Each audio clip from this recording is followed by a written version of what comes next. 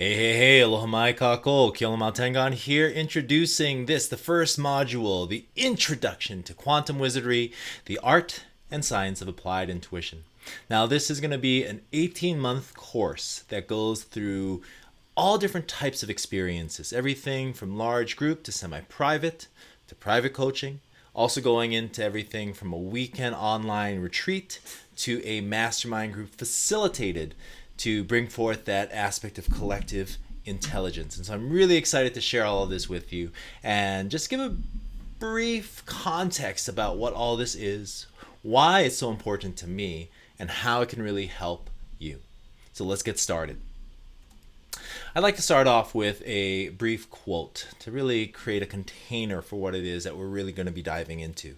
The concept, even in the name in and of itself, quantum and wizardry, implies a lot. And so when it comes down to it, though, whether we're looking at it from the perspective of modern day technology or if we're looking at it from the concept of ancient teachings, all of it is connected. And I feel that this quote really helps to provide that context for us. To see a world in a grain of sand and heaven in a wildflower. Hold infinity in the palm of your hand and eternity in an hour. This quote by William Blake really does encompass the sense of what it is I really want to communicate with you and to connect together with. So just take a moment and take those words in.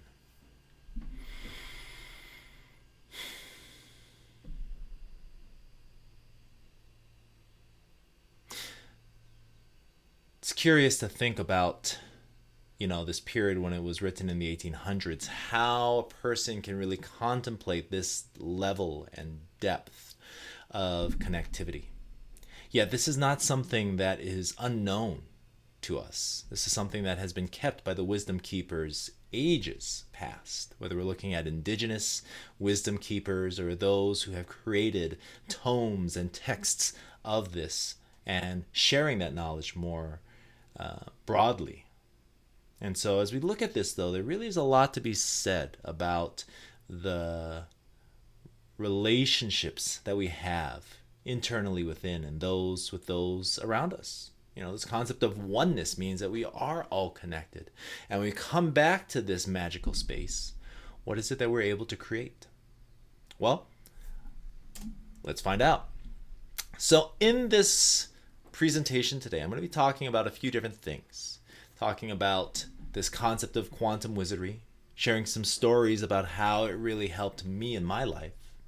We're going to go into an activity that we'll be using ongoing throughout the entire process of this online course and experiential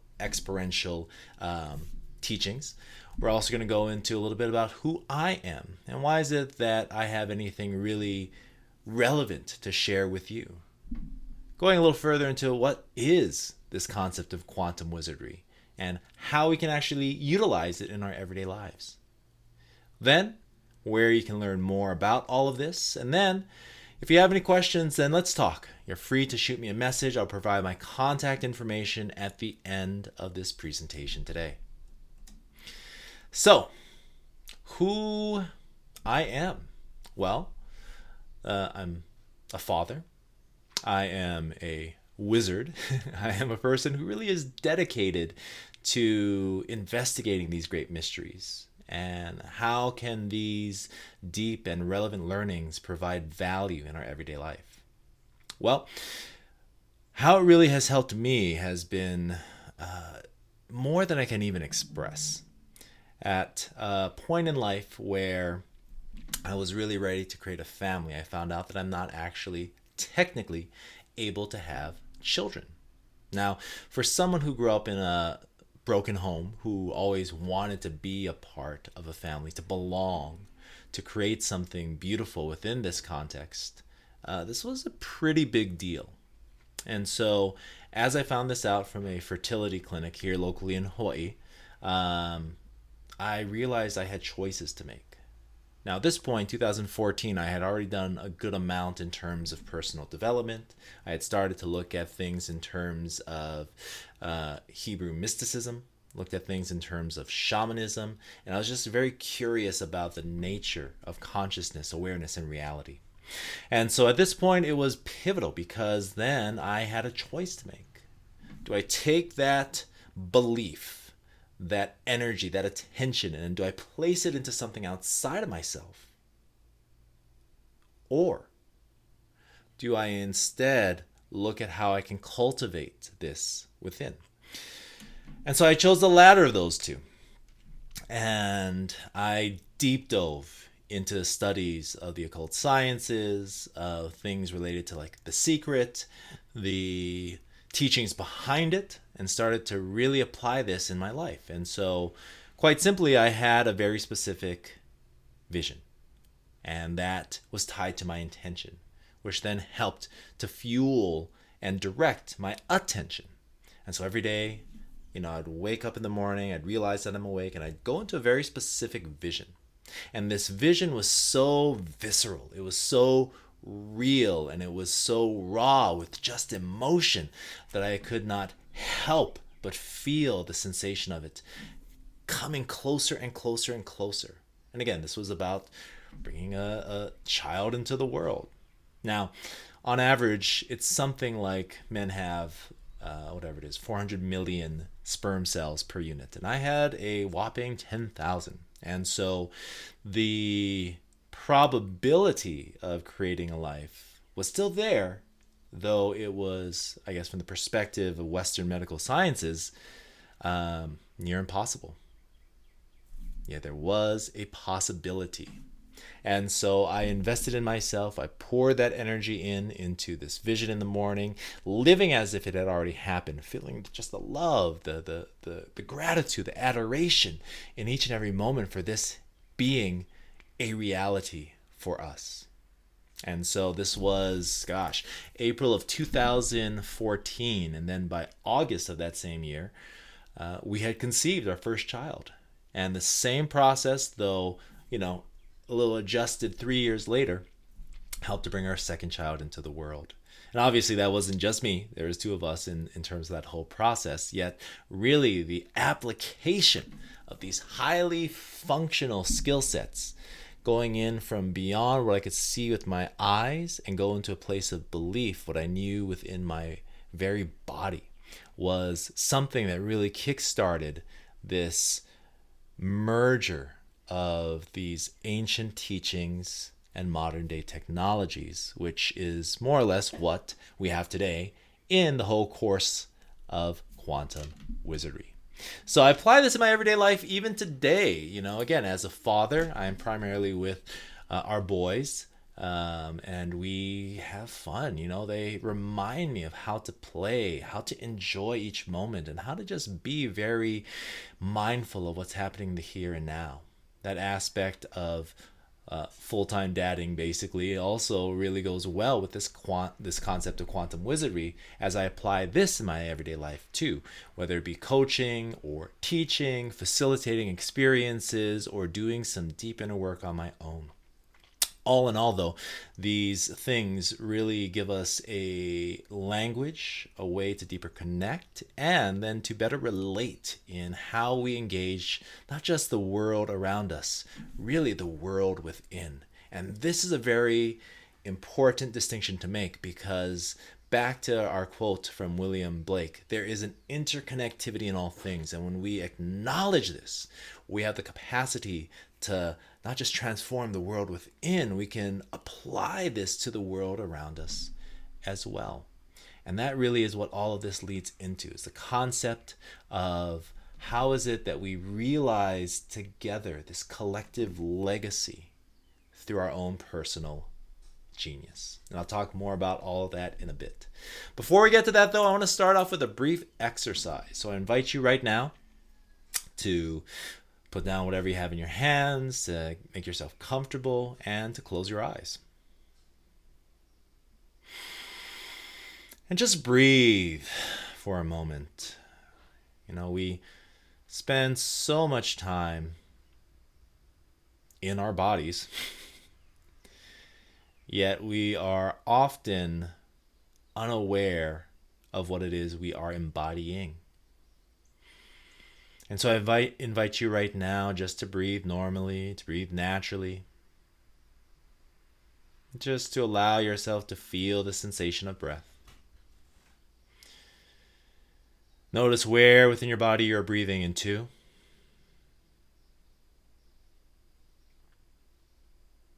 Just becoming aware of the sensation. Simple yet profound, that is breath.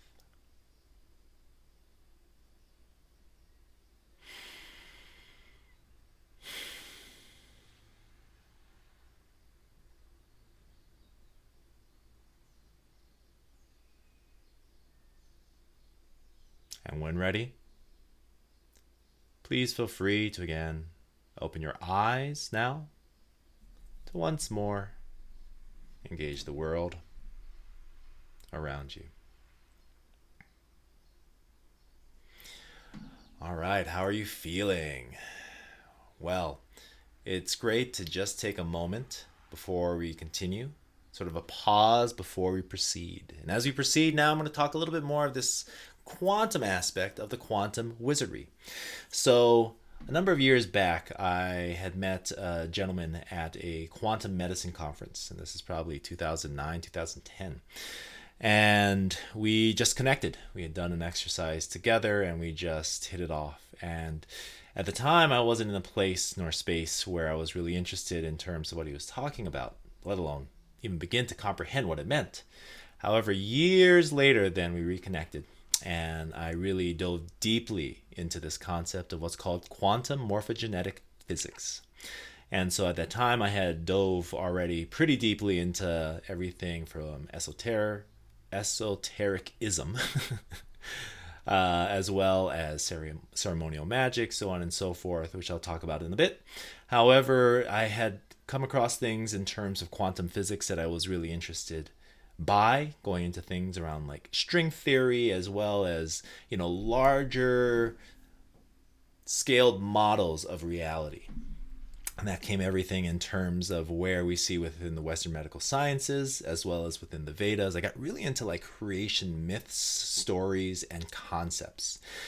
And so when I reconnected with him years later, I really felt resonant with what he was talking about. Not just the information that I was reading, however, more so the energy behind the words that I was intaking. And so quantum morphogenetic physics then really became a course of study for me. And this is an emerging field that really explores concepts of what's known as bioregenesis, how we can actualize within our physical atomic bodies the inherent and innate natures of our true selves, which then obviously goes into another dimension of multidimensional existence and identity.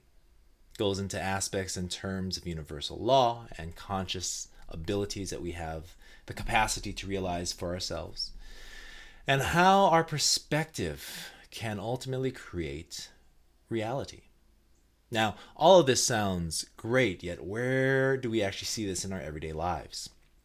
Well, we can see this as the lens of our own personal bias, right? Often what we're looking for, we will find one way or the other. We look to evidence that in our everyday lives. And that becomes then, via the evidence we've created, found, discovered, manifested, now becomes our existence. There's a great study as we start to talk about quantum physics and how our awareness can have an impact and influence upon reality itself. A study that's called the double slit experiment. Now, this double slit experiment is interesting. Basically, it had an electron gun. I'm going to oversimplify this, but an electron gun. There was a panel that had two slits in it, and then behind it was a wall that would splatter, if you will, the electrons as they were shot through this panel. So gun, panel, wall, right? Now, what would happen is the clinicians would find that there was a difference when testing. When there was an observer there to watch, the gun would shoot, and as expected, which is a really important distinction, the electrons would shoot through the two slits, the two openings in the panel, and then splatter against the wall. Again, oversimplification, but stick with me on this.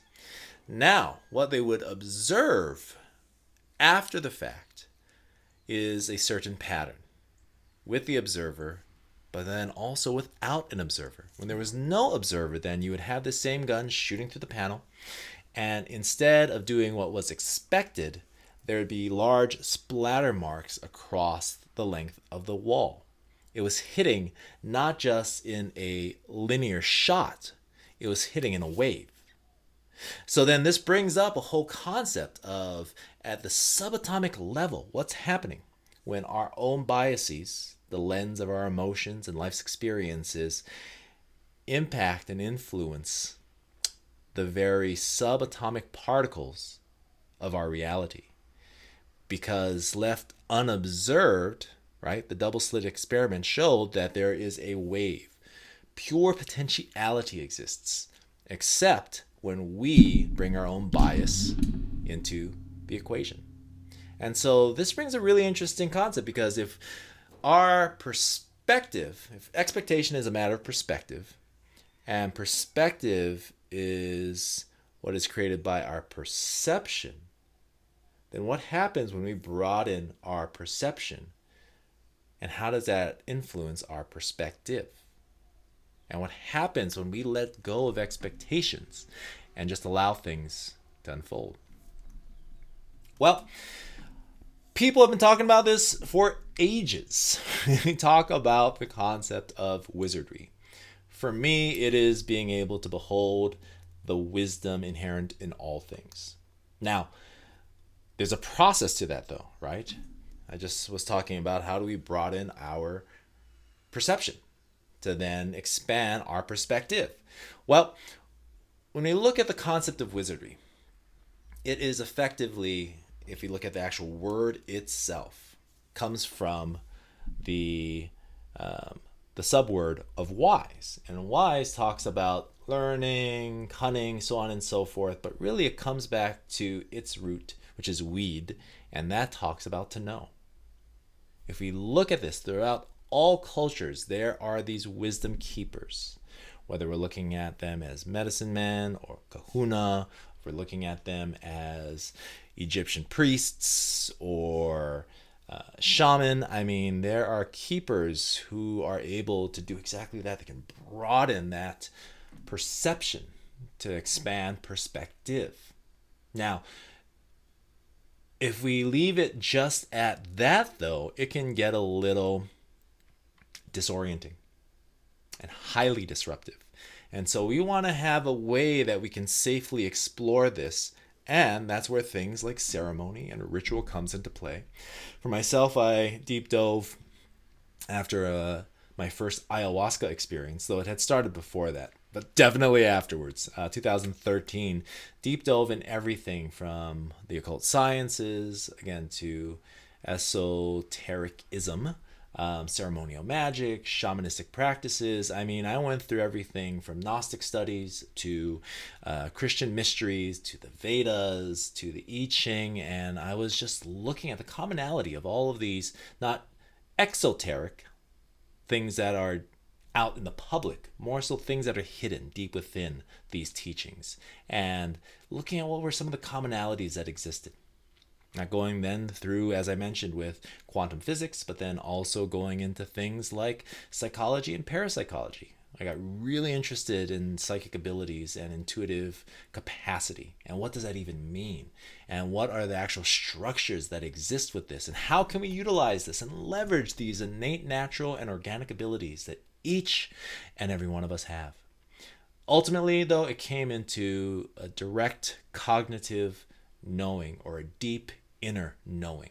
In Hawaiian, we talk about the na'au, and of which there are three. Generally speaking, though, we talk about the gut, which brings up a whole line of really interesting concepts around that gut knowing, or that enteric nervous system that exists within the stomach, and how we can better trust that just natural intuitive organ that has a higher, greater capacity than our conscious mind to just know stuff. Well, that is going to be more and more of an asset, because in this moment we have shifted. We are in this place of this collective awakening, and this collective awakening is both thrilling and exciting, as it is for some terrifying and disruptive.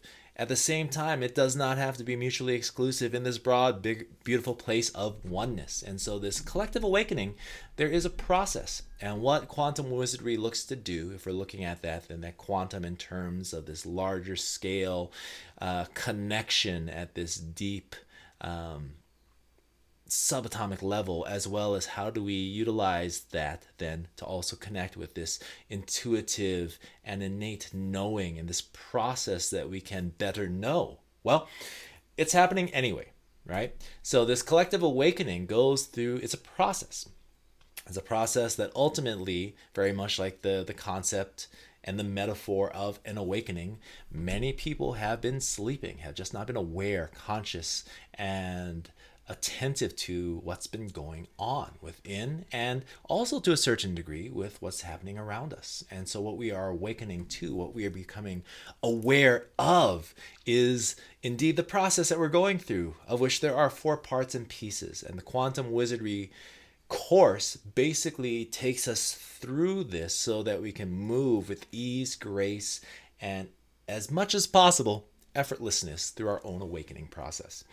And so again, it's collective, so it means that it's happening for all of us, and we can utilize these tools, technologies, and techniques to be able to move through these with more ease, which is always a good thing.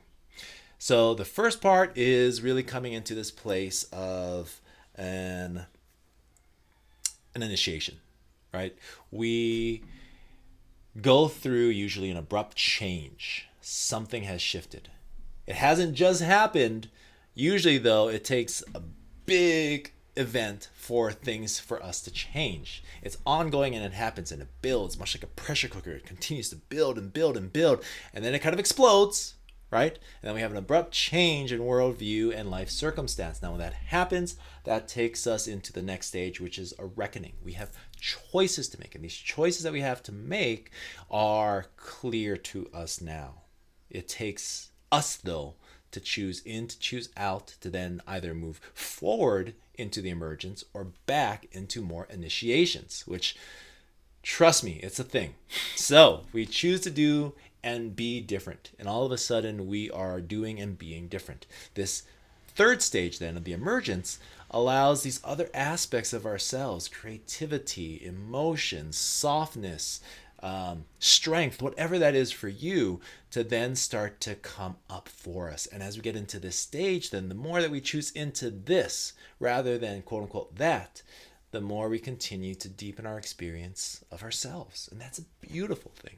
That intrapersonal connection that we have helps us to relate better to the world around us. And as this continues to be a consistency, then we move into the last stage, which is the integration phase or the assimilation phase. And that allows us to make the practice of our presence a process for everyday life. Let me say that again. The practice of our presence for a process of everyday life means that we haven't fully integrated all of these things, yet the more that we create a discipline around this, the better off we are, because then we begin to continue to not just shift, which has already happened, we reaffirm and ultimately embody what it is that we look and are intending to be. So then as we get into this whole process, then with this as an actual experience, there are parts and pieces that come into play, all related to this collective awakening. So an individualized process to navigate a collective experience. So quantum wizardry is then this process of deep connection. And within that, we are best able to then relate to the world around us because we have deeply connected with inside of ourselves. So the first stage is the vitality. So personal vitality looks at a connection to the 4-body system. The 4-body system is our physical, mental, emotional, and spiritual selves.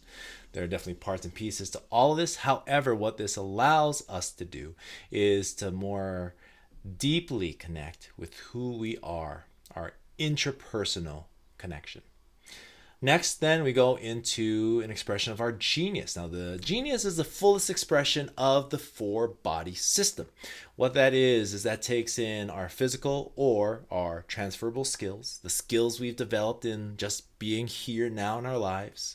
It goes into the emotional body, which is our core values, the things that we most feel in our lives that are real and relevant to us.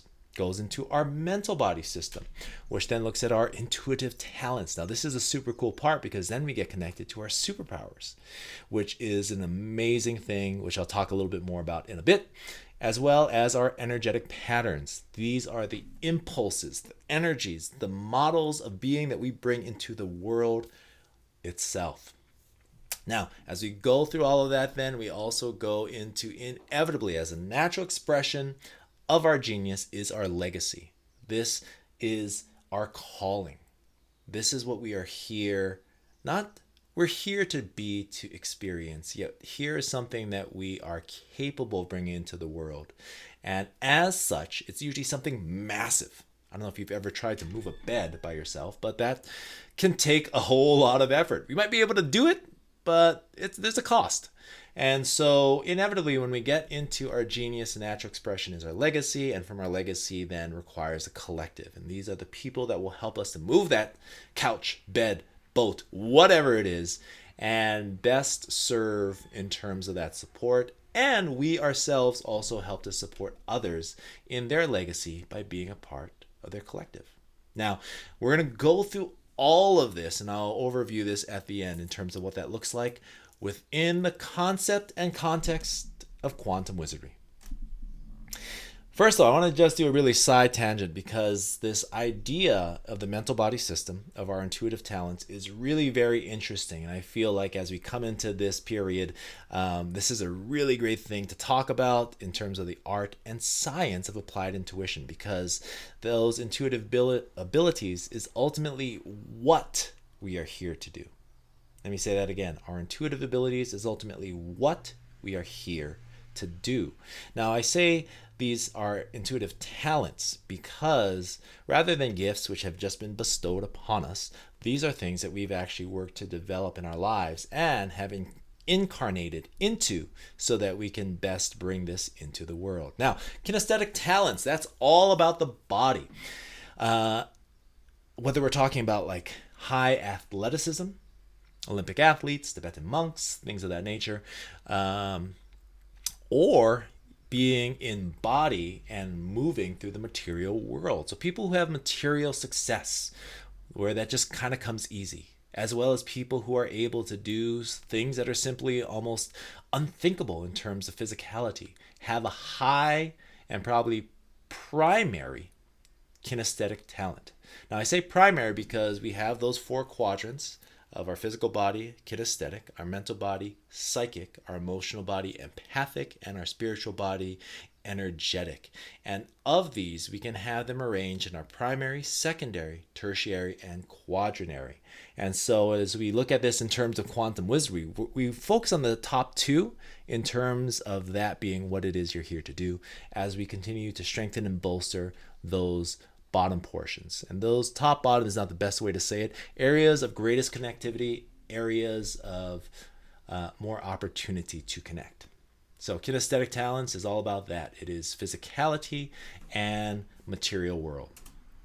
Psychic talents are all about data and information. This goes into the arena of concepts as well as constructs. Now, this is a really interesting place because we can do everything as a psychic, from seeing through time and space, prophecies of Nostradamus, to being able to remote view from afar, to also being able to download information. Both projective and receptive will find these talents. And so downloading information like the theory of relativity, to concepts around energy and how it moves with Tesla, to all types of things, poetry, art, being able to access this very much like having a key code or password to, password protected documents on the cloud. Psychics are able to access this, which is a little different than empaths. Now, empaths are often thought of as being very emotional. And that is absolutely true. There is the ability to feel that information, that sensation, that emotion. And at the same time, behind emotion is an experience. And so there's even greater capacity to free oneself from the confines and constraints of our emotional biases and prejudices, as well as how that can phase lock in space and time with another version of us. And so that reclamation of energy can be something that is incredibly powerful as we then return our own perspective to a point where we can observe things from a more unbiased, eyes unclouded by our personal bias, and just see things from a 0 point perspective. See things clearly. Energetic talents. So this is kind of D, all of the above. It has access to all of those because this is the underlying energy that exists in kinesthetic, material world, psychic, data information, and magnetic, emotional, empathic abilities. And at the same time, can also be a matter of picking up on information at large. You know, this rock, there's something had happened here. There is an imprint. Or this place, you know, you walk into a place like a Walmart or something and you're like, oh, I don't know about this place. I don't like it. Something happened here. It's being able to access that kind of information, yet it's also able to move energy as well.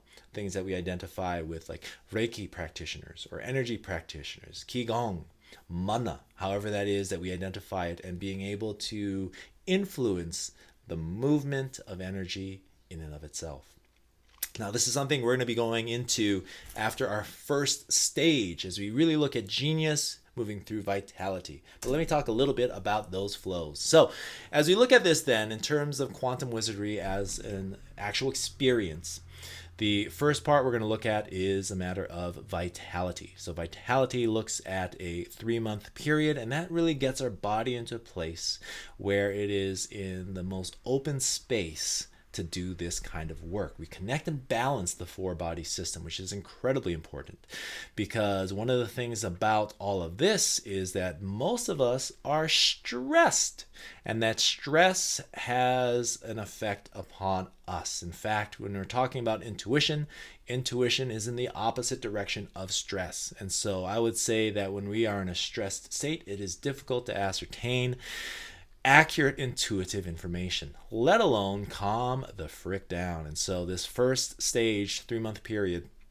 is really going to be looking at reconditioning the nervous system so it can enter into better states of relaxation. Second stage, we go into the Genius Part 1. Now, this is also a 3-month experience, increases in terms of the live as well as the class pieces, because now we're going to be diving more deeply as we align with our interdimensional identity. Now, this goes into a whole thing of a 15-dimensional model of reality and how we can best align with our true self. And in that, being able to then access our own personal genius. Now, after that first 3-month where we're just really introducing ourselves to ourself, capital S, we inevitably, as an extension of that genius, will come to a place where we can better connect with our calling. Now, this legacy work is a 3-day weekend event where we're going to evolve our everyday life to live within our legacy. Now, what that means is that we've got some things in the experience, as you mentioned, with that collective awakening, our initiation, our reckoning, going into that aspect of our emergence. And here is where we get into that emergence and transition now into the assimilation phase. Because once we have a connection with our genius, again, it's just a natural output. It just naturally flows from our genius, is our legacy. And so as we look at that in terms of our legacy work, we take that to the next stage in terms of connecting with what that is, creating a vision for ourselves, as well as being able to now move into that as a career. Because once we connect with that calling, we really want to be able to do that full time. And so the next 3-month period is exactly that. We dive more deeply in terms of our legacy work. We look at how the genius can best fulfill that. And then at the end of that period, so now we've gone through Genius part 1, part 2. Genius part 2 And what comes of that naturally is our ability to live in this place and in this space. Now, optional is going into collective. The collective work is like a mastermind or collective intelligence where we relate with others and we connect with others. This is our power team. These are the individuals who will help. Not just only these individuals, however, these are the individuals that will help and support and provide training on how to facilitate this for yourself. Because all of a sudden, as we are out in the world, living with purpose, connected with our calling, and doing it full time as a career, well, we're just generally happier. And as that happens, then we are going to inspire others. We, carrying the torch of our own illumination, are going to radiate that out into the world, and others will just naturally be drawn to us as well. And so, as that happens, then the collective experience is a 9-month experience. And what this does is this really helps us to more deeply relate with each other and taking that from the place of our own assimilation and to help others in their lives just by being to initiate this change as well. Now, I can provide all that information for those who are interested. I do want to finish off though and thank you for joining me on this adventure, this first module of many to come. And if you have any questions, you can scan this QR code. You can shoot me an email. But that is it. Mahalo nui loa for joining me today. Love and aloha. Take care and hui ho.